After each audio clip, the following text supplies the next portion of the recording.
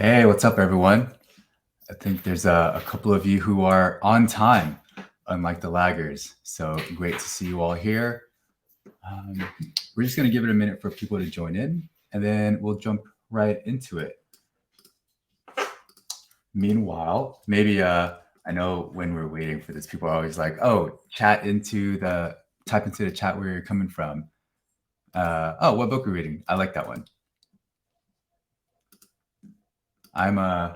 If anyone's into sci-fi, I'm reading The Three-Body Problem.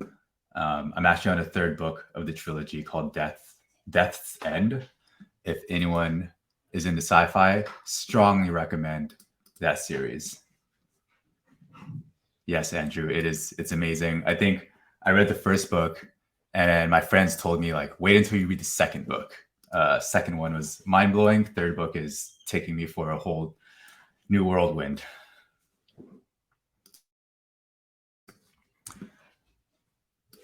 Vincent, yes, there will be a replay. We'll actually send out a recording and the slides as well, so no worries about that. Thanks for making the beginning though.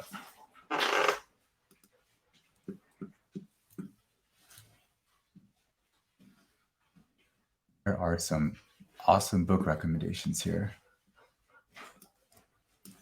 All right, so I'm gonna start sharing my screen and we'll jump into things here. So give me 1 minute while I set that up.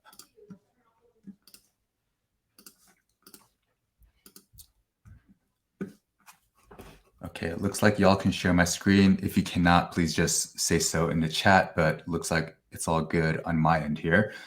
All right, so welcome everyone to office hours for August, I believe it's the 16th.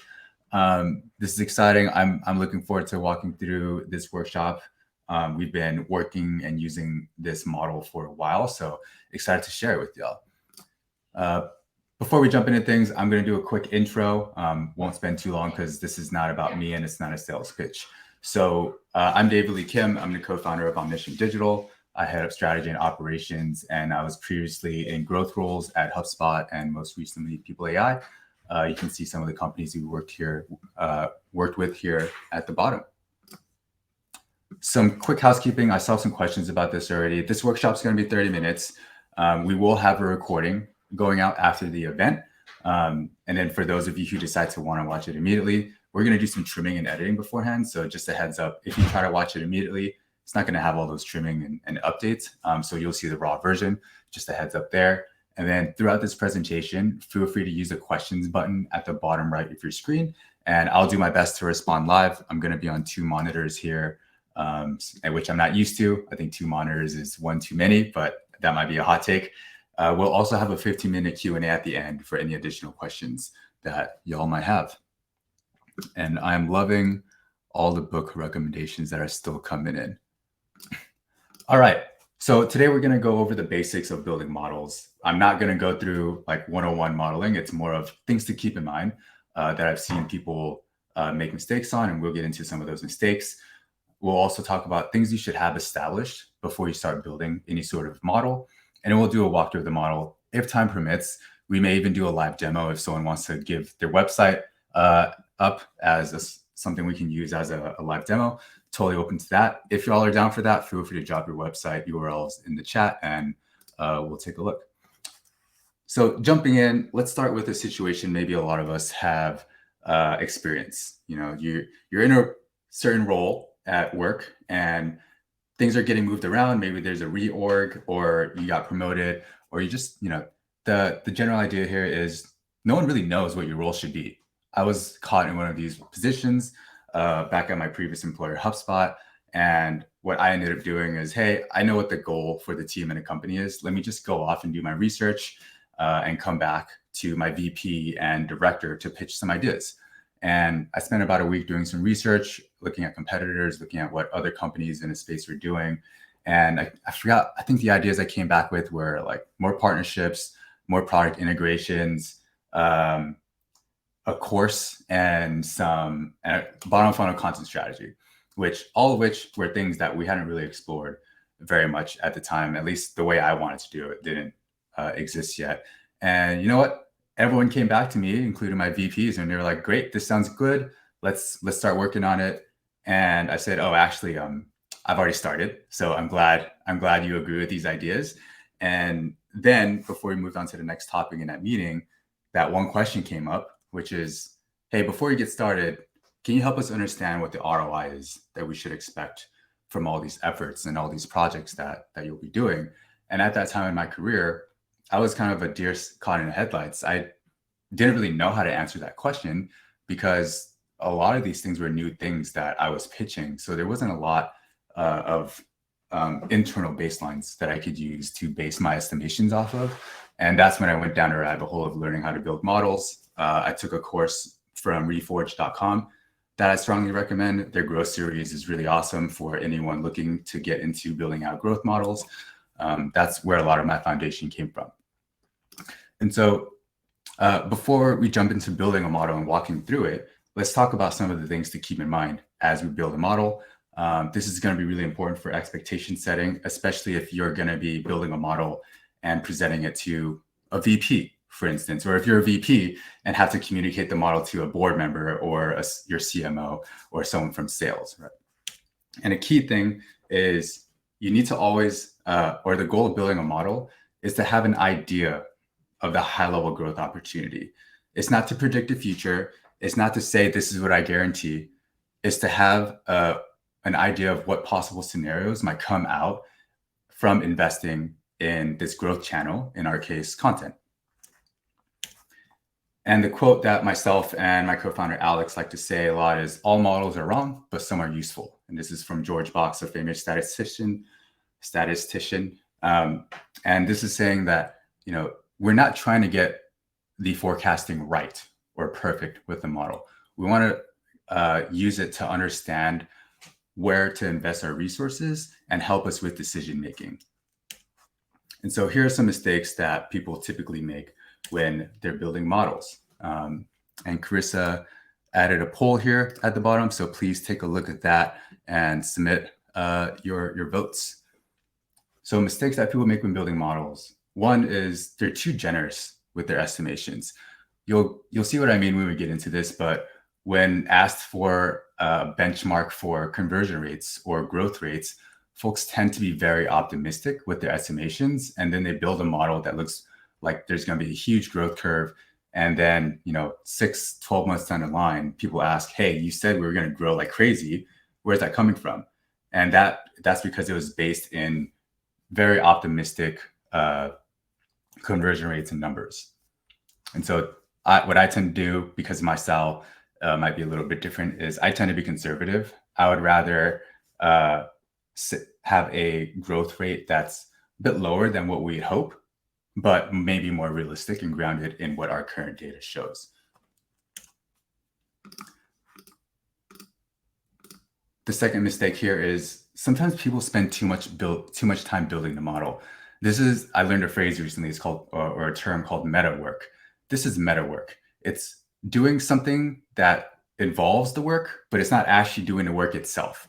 You're building a model, you're spending a lot of time trying to perfect it, getting the exact conversion rates right, that you're not actually doing the work to execute on the strategy that the model is helping you understand.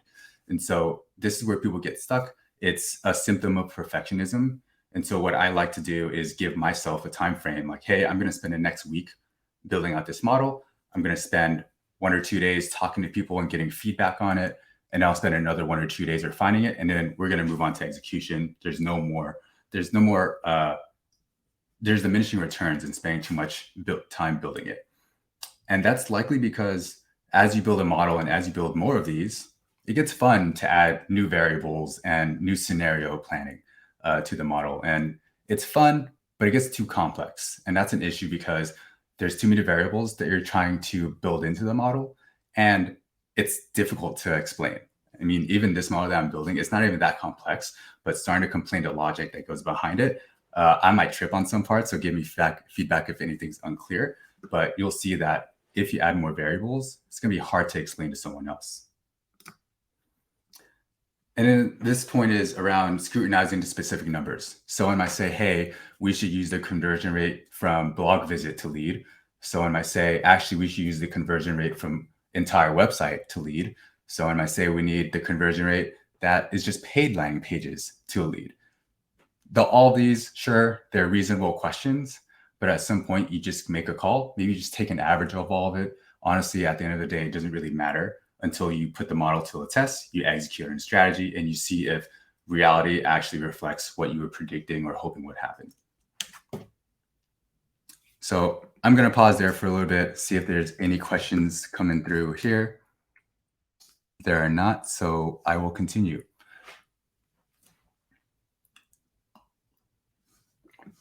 All right, so here are some things that you should have established before you get into any sort of spreadsheet and building any sort of models. First, have a goal or a hypothesis for why you're investing in content. That could be as simple as, we want to invest in content to grow organic traffic. And we believe organic traffic is going to generate more leads because we see that organic traffic converts at a higher rate. That's totally fine. That makes sense. It's probably the goal that most people have with investing in content.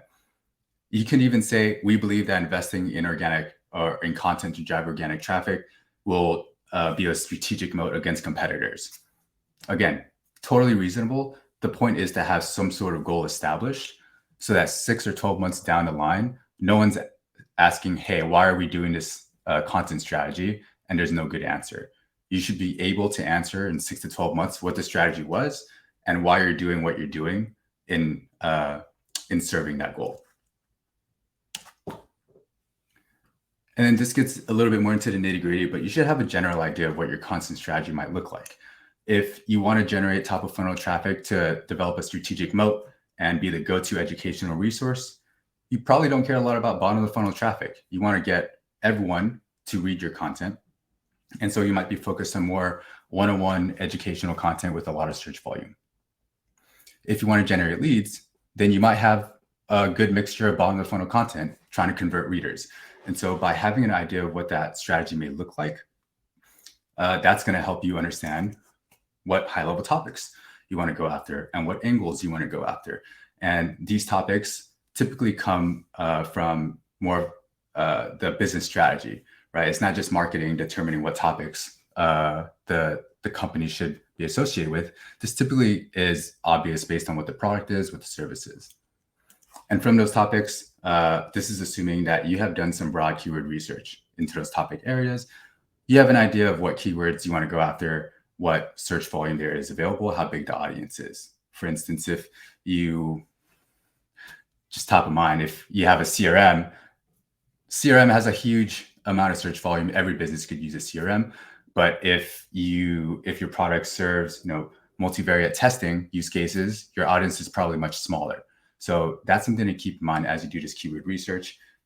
If you're doing multivariate testing and writing about that, you probably should not expect to get a ton of search traffic to your website because the audience is just much smaller compared to other industries.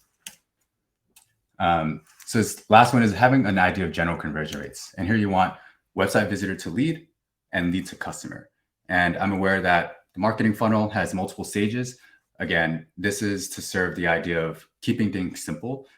If you decide, hey, great, this model is cool, I want to add a couple more layers to this and figure out the actual funnel and how that plays into this model, perfect, that's great. What we tend to do and what I tend to do is keep things simple. And if we decide, hey, there's actually a lot more to dig into, let's build in that complexity later on. And then this one, maybe not everyone has, but if you are marketing or selling to enterprise companies or upmarket, you might have an idea of an average contract value.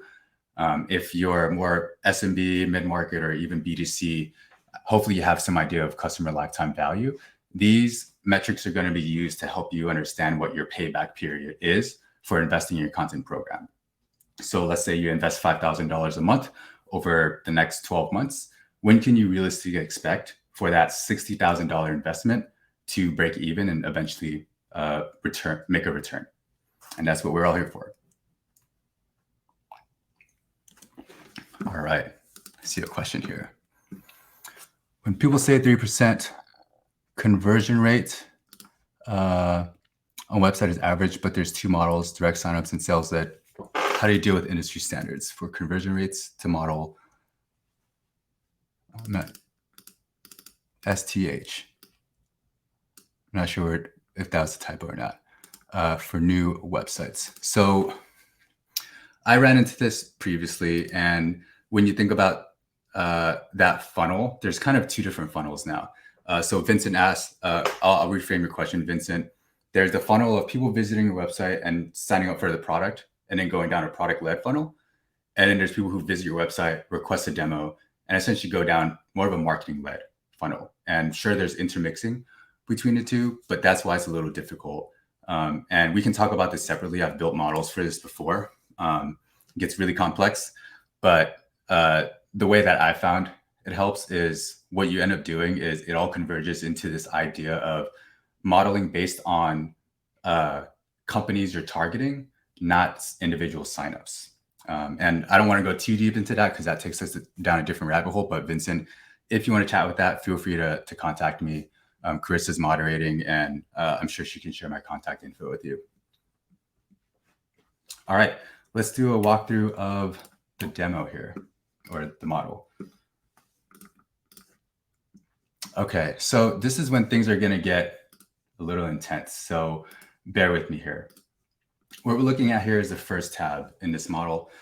If you have not downloaded the model yet, go ahead and get that. I think Chris had put kind of a call to action on the screen for you to get it.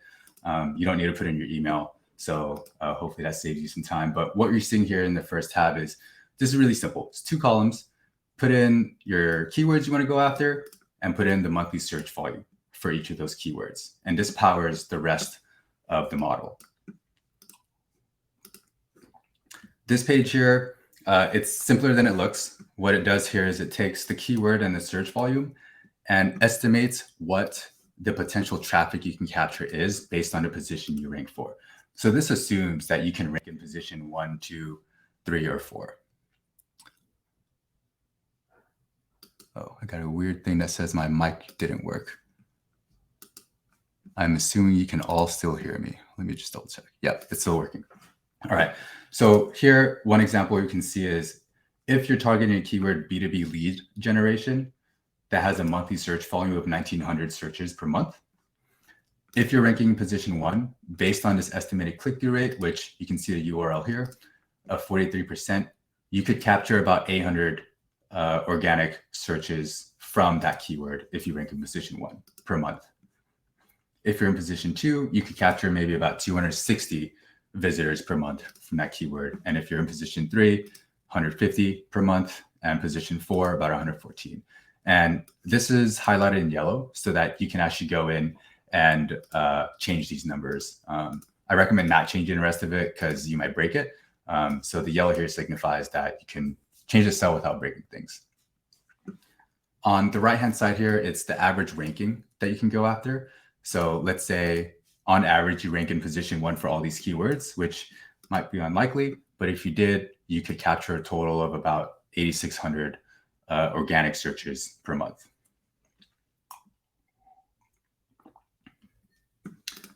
Okay, so I think we're good here. Let me know if y'all want me to take a step back and re-explain anything. So this is where kind of the meat of the model is. So I'll walk through this piece by piece. First, this first row here, row 9, this is just how much organic traffic that you're starting with. I'm just going to delete this so that you can see what it looks like without it. And then the visitor to lead conversion rate, I'm just setting at 1% for now. And this next row is an example of me adding some complexity. I'm saying instead of assuming that it's 1% conversion rate over the next 12 months, let's say that we can improve it by 0.05 percentage points. So these are absolute basis points every month. So the next month is going to be 1.05% conversion rate. The next is going to be 1.10% conversion rate. And this is just, assuming that you're going to have someone working on improving conversion rates. If you don't, then you can just leave that at 0, and that's fine too. Okay, so now you're going to see how this all adds up. What we're doing here is we're taking a few different things. So I'm going to add back in the 10,000. We're starting with 10,000 organic views per month, and we're in August. And we're saying, let's assume that in 12 months, we're going to be able to rank position 1 for all of these keywords. Then we can estimate we may get around 18 10,700 organic views to the website, just based on these keywords that we're going after. And you can see that 10,000 plus this number is how we got to this number here at the end. And if you're looking at these charts, you notice that this is assuming linear growth. I am of the belief that there's no way to predict how soon you'll rank in position 1, 2, 3, or 4. I'm not going to try to predict that. If someone wants to get fancy and assume that you can model out exponential growth in traffic, that's great. I'm more interested in how realistic it is to get to that end goal, looking at it linearly. So what I do here is I divide that 18,669 into 12 and assume that each month I get an equal amount of growth in terms of raw visits. And again, this is a very oversimplified model, but it gets the point across. So that's how we got these traffic numbers for each month. And then you can see the conversion rate here improves by 0.05 percentage points every month. And that's how we get these leads. So now this is kind of where the money's at. Assuming that these assumptions hold true, this is how many leads you could expect from ranking for these keywords in position 1 every month. So you can see that's growing. And we do the same thing for if you rank in position 2, if you rank in position 3 and 4. And for those of you who want to keep track and keep score, you can add in your actual organic traffic and your actual leads per month to see how well you trend. So let's say here it's at 10,000. And then we actually do get 100 leads, but the next month, for whatever reason, we get 15 organics and we get 300 leads. So you can see that your actual, which is the orange, is much better than what you were predicting. And so this is kind of how I like to model things out. What you can do now is you can go and update each of these columns with the actual numbers here, and that'll adjust your model accordingly. All right, that was a lot. So I'm going to pause there, see if there's any questions or comments. All right, now I'm going to move on to break-even analysis, because I think that's where an important piece here too. So I'm going to zoom out a little. So here is another angle for determining the ROI of your content. We don't want to just stop at leads. We want to understand if those leads convert into customers, when's the break-even date, and what's the predicted return of that content. So here, we pull these numbers here from the same cells here in this row for position 1 rankings. I see a question coming through. That's a great comment from Andrew, and I will address it shortly. All right, so what we're gonna do here is we have these same numbers from the previous tab. We have the same conversion rates, and we have the same number of leads. So now we have this column for how much we're investing in content every month. Let's say you're investing $10,000 a month, and this column here, cost to date, is just a sum, ongoing sum of how much you're investing into the program. And then based on these numbers, you can get a cost per lead number. So if you're getting 100 leads after paying $10,000, you're getting essentially a $100 cost per lead. Now let's assume that you have here a 3% lead to customer conversion rate. Now you can take the 100 leads, multiply by 3%, and you get 3 customers.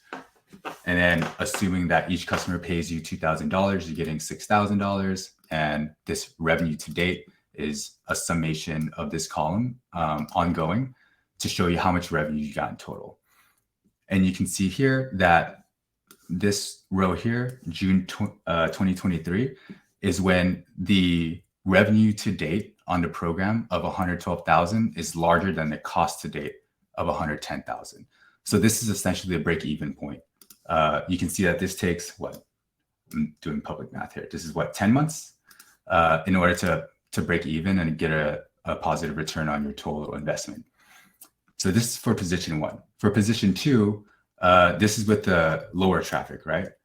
You can see that the break even is going to happen. It's just not going to happen in the first year. And similarly for position 3 and 4, you can see that you're actually at a negative return for a while. So I'm going to go back here and one thing I'm going to do here is, this might scare some people, is this monthly content investment of 10,000 is probably unrealistic.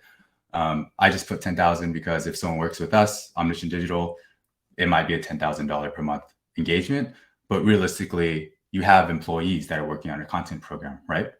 So let's say that you're actually investing 30,000 per month. So you can see that this all of a sudden turns red. This is the monthly return.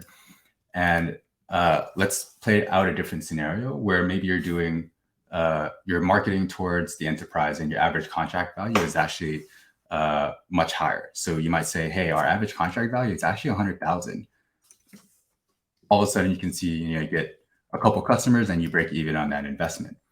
But I think a lot of us here might be playing in the SMB space. So let's say you have a $20,000 per month investment in content, and your average contract value, let's say it's $5,000.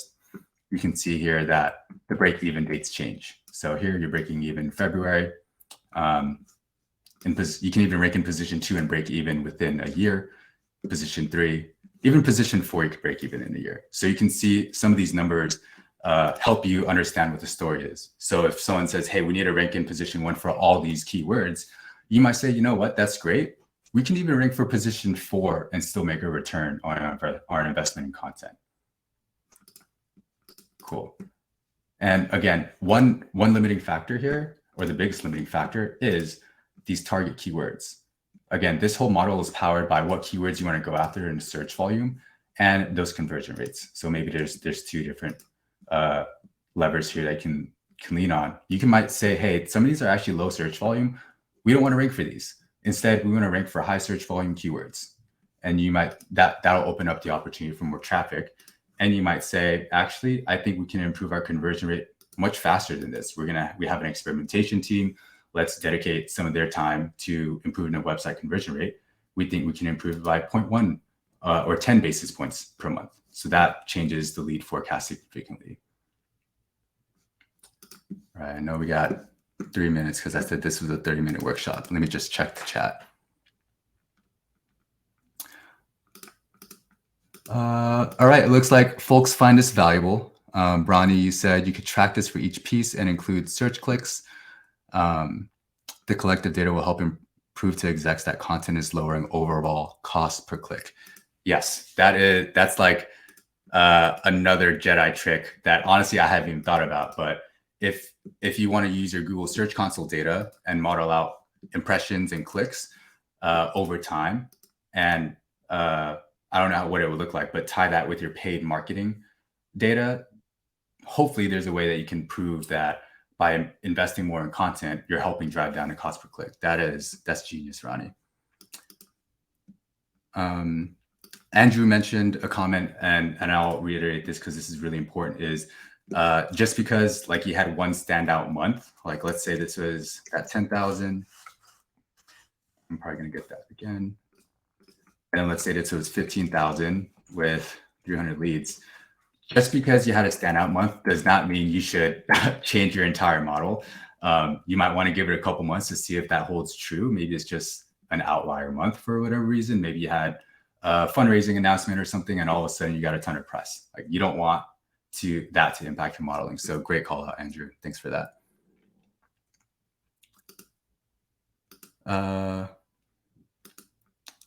So Vincent asked, have you thought about how to use this to argue for other initiatives like removing editing rounds to improve content output and time to break even? I have not thought about that. I would be very interested if you decide to build out something like that. I think that goes more into the content operations piece.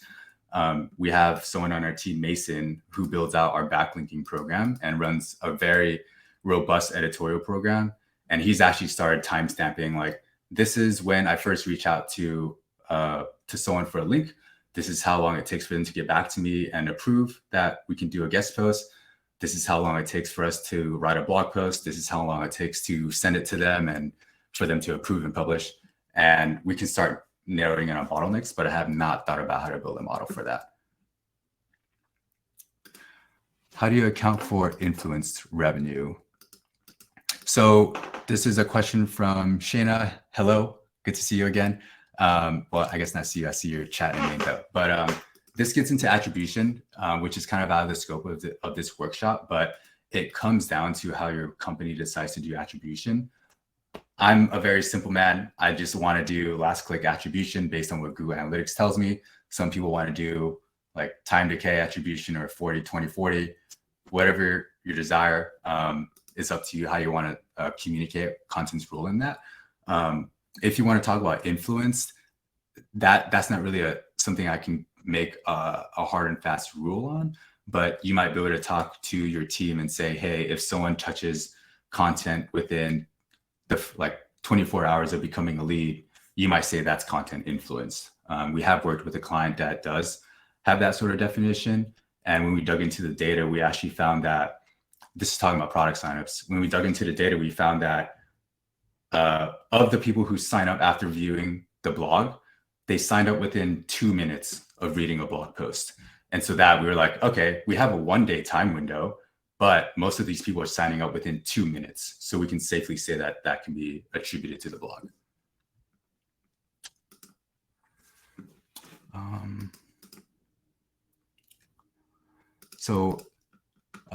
Let's see. Lucas is asking, all right, Lucas asked 2 questions. One, do you cluster keywords or do you go with single keywords when predicting the possible outcome? I like to have a list of keywords because if you just have one keyword, it's not going to be very representative of your whole strategy. And so this is where, maybe this is something to avoid. Don't just put one keyword in and say, if we rank for this keyword, we're going to get leads. What you want to have an idea of is, we have this content strategy that targets these topics. Within these topics, we have this cluster of keywords with this search volume. If we can go after that cluster and rank for them on average in position 2, we can get this many leads and this much revenue. But I wouldn't do this on a single keyword by keyword basis. How close does it reflect real life case studies from your experience? So I would frame it a little differently. I would say, how often has your content strategy results reflected what you built in the model? I'd say it's about 70% of the time. But the caveat is that I have very conservative estimates and conversion rates.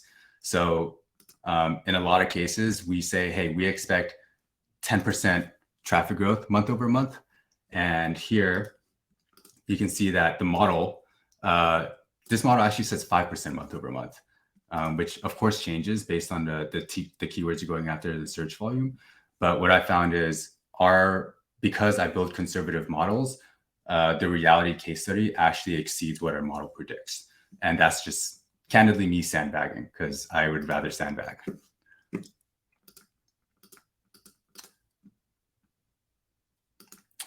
Chris, you asked if I've ever done something similar for an email drip strategy.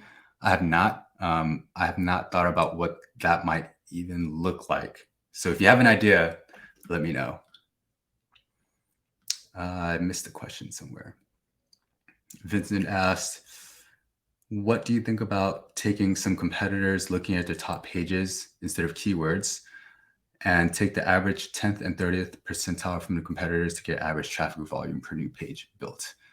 That relies on, so one gripe I have about these tools like Ahrefs, SEMrush, Keywords Everywhere, whatever other tools you use, is they'll have different search volume numbers. And what I do is I just use Ahrefs. I just say like, hey, if I'm going to choose one source for this search volume, I'm going to stick with Ahrefs. That being said, because they're all different and they calculate it differently, and there have been studies to show that some of them aren't even very accurate, most of them aren't accurate, I take that with a grain of salt. So I think, Vincent, your idea, great idea. I just wouldn't lean too heavily into it. Similar to how I'm saying, even as you build a model, stay skeptical and stay conservative. I would remain skeptical as well, even if you're using data from Ahrefs. But I think looking at competitor pages could be a great tactic here. So I guess we jumped into the Q&A session.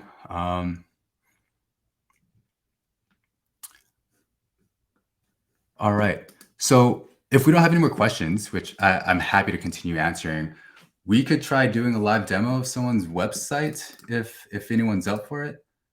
I don't know if anyone put in their website URL.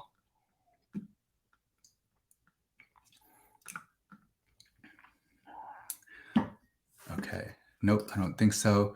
Let me just see. I saw some registrations come in earlier. One that came up, Mixpanel came up as a website. I actually have not. This is completely off script, so I might get in trouble. But let's just do something on Mixpanel really fast. Oh, one thing you could even say too is this could be a case for not just creating new content, but content updates as well. And that might be what we end up doing here, because I don't want to end up doing a keyword strategy for Mixpanel Live. That's going to be stressful. So I'm going to look for keywords here. And this is Ahrefs. I strongly recommend this tool if y'all aren't already using it. So let's say this is looking for keyword update opportunities.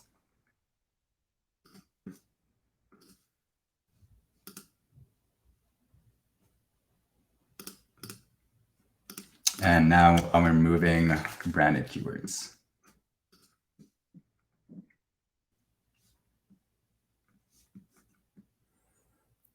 Okay, so these are all keywords that Mixpanel ranks for position 11 to 30. And this is to see what would happen if you could improve the ranking. So I am doing this live and will probably trip up.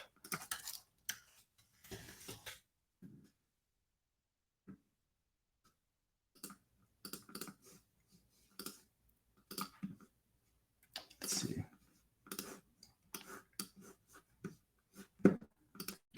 Patrick, yes, this is recorded for later. All right. So this is going to be really rough because I'm trying to do this in 5 minutes. So let's see.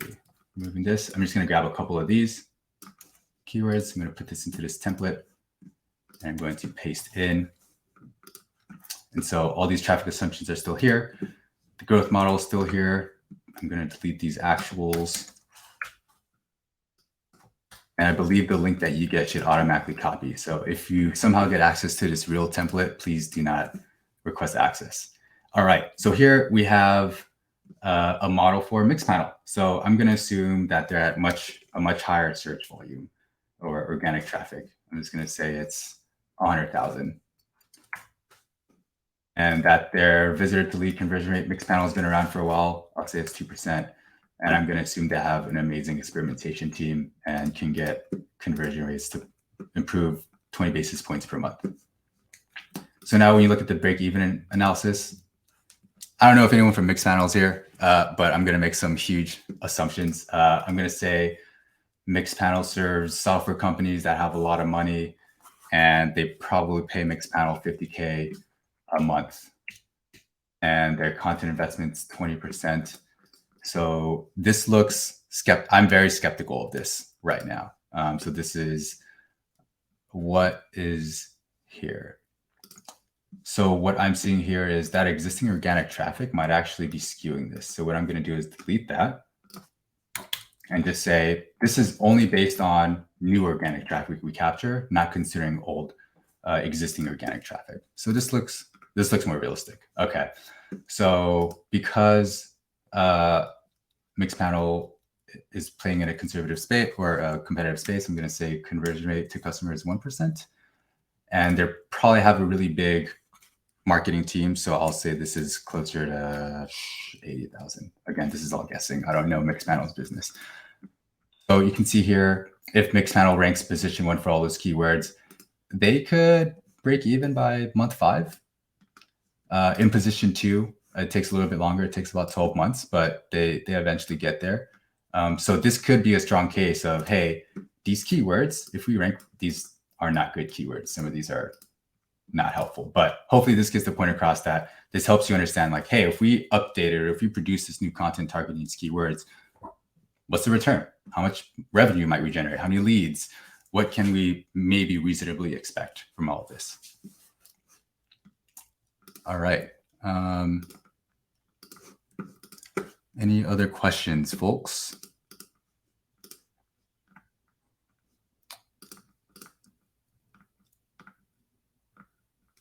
All right, I think we're good.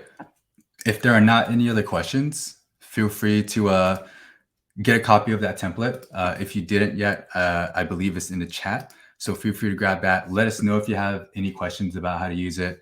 I think, Vincent, it might have been you that had the question about the two different funnels, sales-led versus product-led funnels. Feel free to reach out. I'm happy to chat about that stuff. I love it. I'll do my best to give you some good guidance, but thanks for making the time to join us, y'all. Have a great week.